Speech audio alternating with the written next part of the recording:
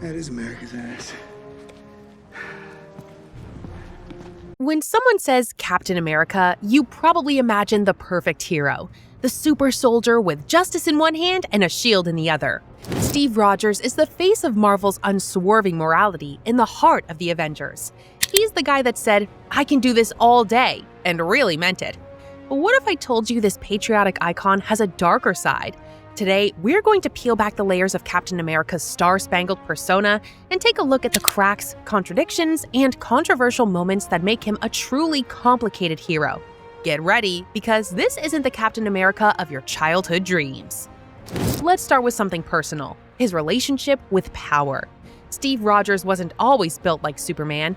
He was a scrawny kid from Brooklyn who wanted to fight bullies and make a difference. His strength was backed up by the super soldier serum, but the same serum also magnified his flaws.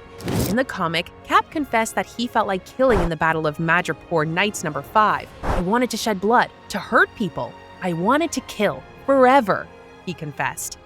Let that sink in for a moment. Here, Captain America, Marvel's moral compass, acknowledges a bloodlust that even Wolverine was shocked by. This wasn't just a throwaway moment. It reveals a side of Steve that fans rarely see, the soldier that's seen too much war and sometimes wrestles with his own humanity. From World War II to modern conflicts, he's had to make choices that left blood on his hands, even if those choices haunted him later. For someone who stands against a lethal force, as he often does with teammates like Black Widow and Wolverine, it's a weird contradiction. But is Cap really against killing, or is he just a hypocrite who does not apply the same standards to himself? High standards bring me to his leadership. Captain America is generally shown to be the quintessential leader: strategic, inspiring, and reliable. His decisions haven't always been perfect, though. During Civil War, Steve's unwillingness to compromise resulted in an all-out hero battle. The government wanted superheroes to register their identities for accountability, but Steve saw it as a violation of freedom. While it might be a valid argument, his methods were not great. Rather than participating in meaningful dialogue, he went rogue and formed the Secret Avengers, attacking Iron Man when Tony reached out to him. An iconic scene features Cap electrocuting Tony during a supposed truce talk. Okay, sure, Iron Man wasn't innocent in the feud, but Cap's aggression was not exactly allying. And then there's the fallout. Cap's stubbornness fractured friendships, sowed public distrust, and even led to death during the conflict. He felt heavy with guilt, but he didn't take responsibility for his role in the chaos. This was Steve at his most human, flawed, emotional, and unwilling to bend. These moments remind us that even the best leaders can make tremendous errors. Captain America's controversies aren't limited to superhero politics, though. Now, let's take a look at his relationship with morality. Steve is a picture of integrity on the surface, but if you dig deep enough, you find his actions don't always match up to his ideals. For instance, a prime example is his relationship with Black Widow and Wolverine. He has criticized both for their lethal methods, to the point that Logan was kicked off the Avengers for his actions with X-Force. But Steve himself has been on missions that required deadly force. In World War II, he did not hesitate to use firearms and explosive against Nazis. Sure, war is complicated and survival often requires difficult choices, but Cap's double standards raise an important question. Does he believe he's above the others because he's fighting for the right cause?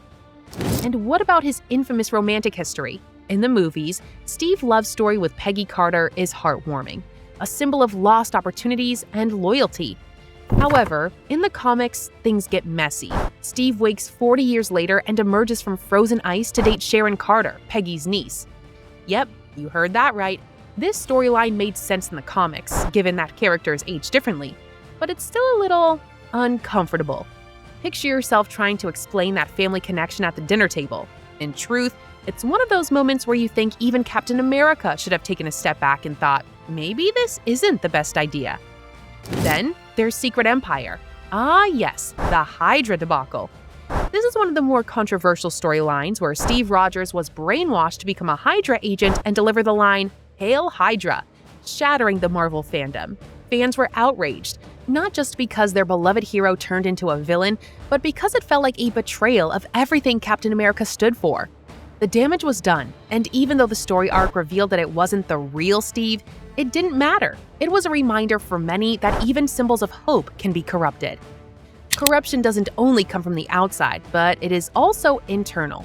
And sometimes it's baked into the system. Steve's early comic appearances were drenched in wartime propaganda, not all of which has aged well.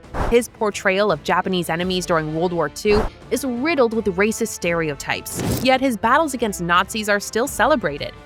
One story involves Cap and his sidekick Bucky going on a cringe-worthy diatribe against Japanese characters, labeling them as rats. While these moments are steeped in their time, they serve as a reminder that our heroes can reflect the prejudices of their era. Marvel has worked to address these problematic depictions in modern comics, but the legacy of those stories lingers.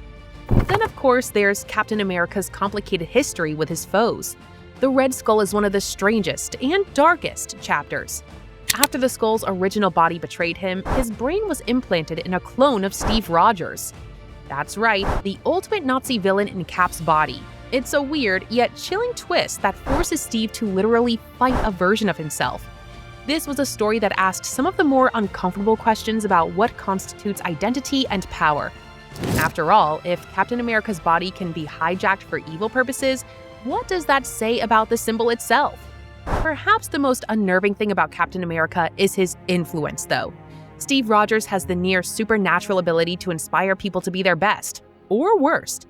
In Black Cat number 4, we meet a character named Queen Cat, whose entire personage revolves around one compliment Cap gave her years ago.